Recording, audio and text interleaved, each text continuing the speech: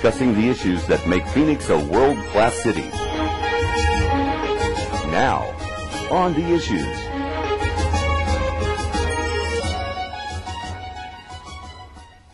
Welcome to On the Issues. I'm Councilwoman Peggy Neely.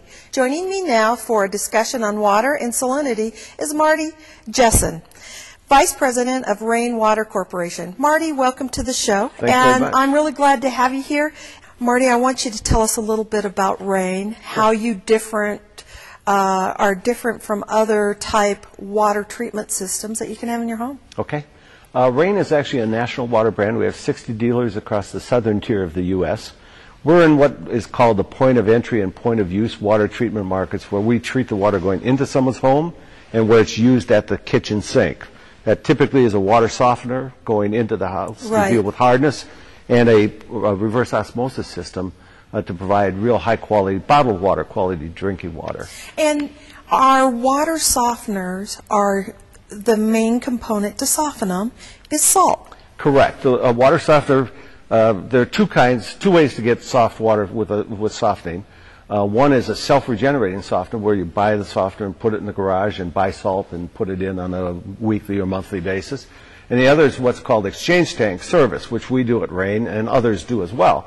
And in that case, rather than buying the softener and the salt, you simply have us come by and put in a tank of regenerated resin and then come back periodically and exchange it out with fresh resin. We then regenerate off-site at a centralized plant where we're currently changing the way we've done business for the last 50 years. And we regenerate off-site, and we're putting in place a system that will eliminate all of the salt and all of the water that goes to the drain. We'll recycle it all. And I think people may not understand that. To treat the water, it has to run through that salt process. Correct. And it has a residual that runs off and goes directly back down into our sewer system. Correct. In a typical home, a water softener, when it regenerates, will use 50 to 80 gallons of water, and it will discharge. For how many gallons? In our hardness, let me do the quick math. Maybe what, 1,000 to 2,000 gallons. So it's using anywhere from 5 to 25% of the water just to regenerate. That's a lot. That's a lot. And when it regenerates, it also uses anywhere from 6 to 15 pounds of salt. All of that goes to the sewer system. And in the traditional wastewater treatment plant, it doesn't remove the salt. It goes right through the process and ends up in the reclaimed water that either is used for irrigation, golf course irrigation, or groundwater recharge here. Well, and I think that there's two things that we have found is it's very, very expensive to treat and remove that salinity. Very. It will require major new technology at the wastewater treatment plants. And then you still have a residual waste stream, the brine as it's called, that we have to get rid of. That you have to figure out what to do with, and that'll take thousands of acres of solar evaporating ponds or a big pipeline to the ocean.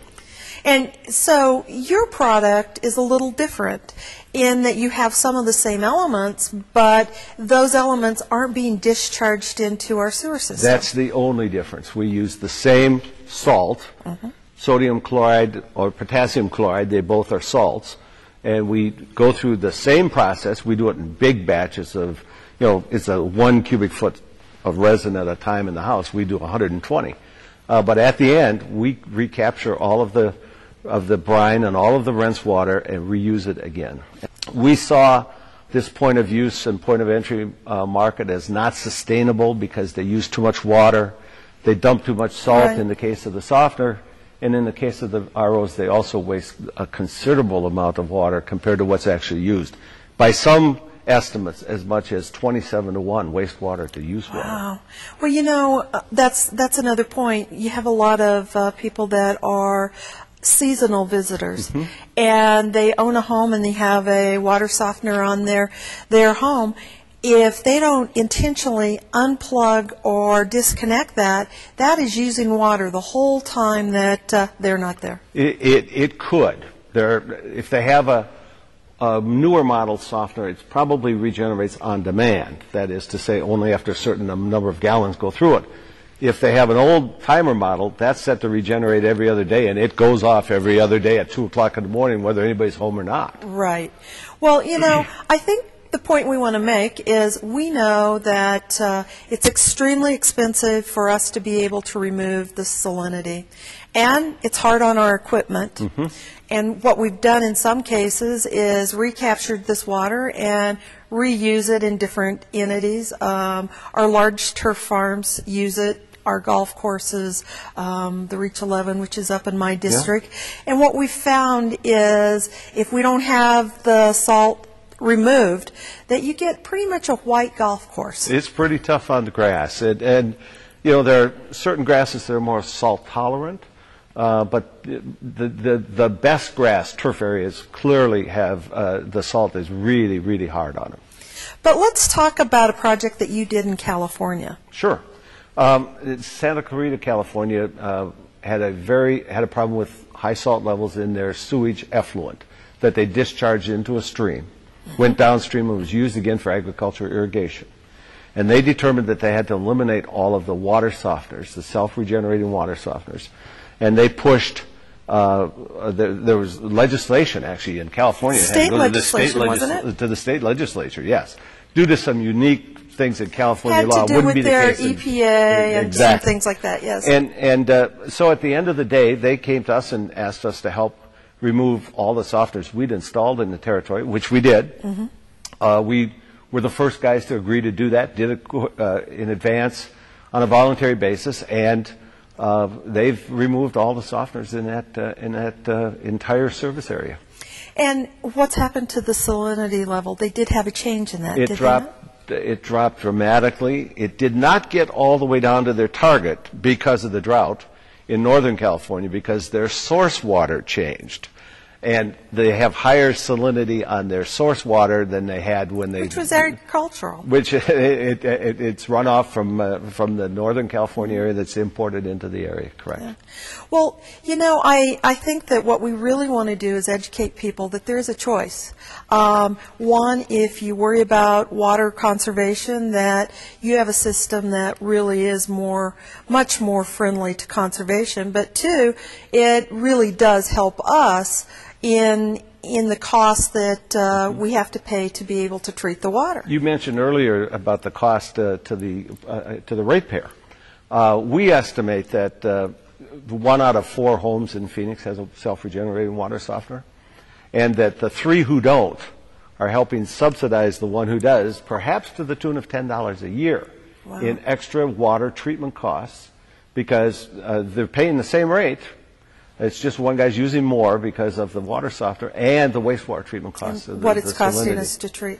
Well, real quickly, we're about out of time, but I want to talk about the reverse osmosis. Mm-hmm. And you also have a different type system that uses a whole lot less water. Yes. So maybe you could just quickly tell us, the traditional reverse osmosis, what does it take to generate a glass of water? Well, they're rated, they're actually all certified, okay? And they're rated at typically 1 gallon of product water to 3 gallons of wastewater. But that's in a laboratory under circumstances that never exist in the home, ever. Yes. And therefore, when you actually, according to this one study done by a fellow named Ted Kepper in California, in normal household use, they waste 27 gallons of water for each one that is actually drank. So it takes 28 gallons to get 1 gallon of water. So tell us quickly about your system. We bought a technology company a year ago that we say makes the smartest water system ever. It's actually computerized. You can program it to do all kinds of different things. You program it to meet the incoming water supply quality, and then you program it to meet the taste of the water you want. And it uses almost 100% of the water comes out as product water, a very, very limited amount of wastewater. So, Marty, if people are interested in this and are very conscious of our environment, I think we put up your phone numbers, how they can reach you, and I think you're a wave of the future, and I think for our community and for our ratepayers, we're going to have to look at new ways to treat water.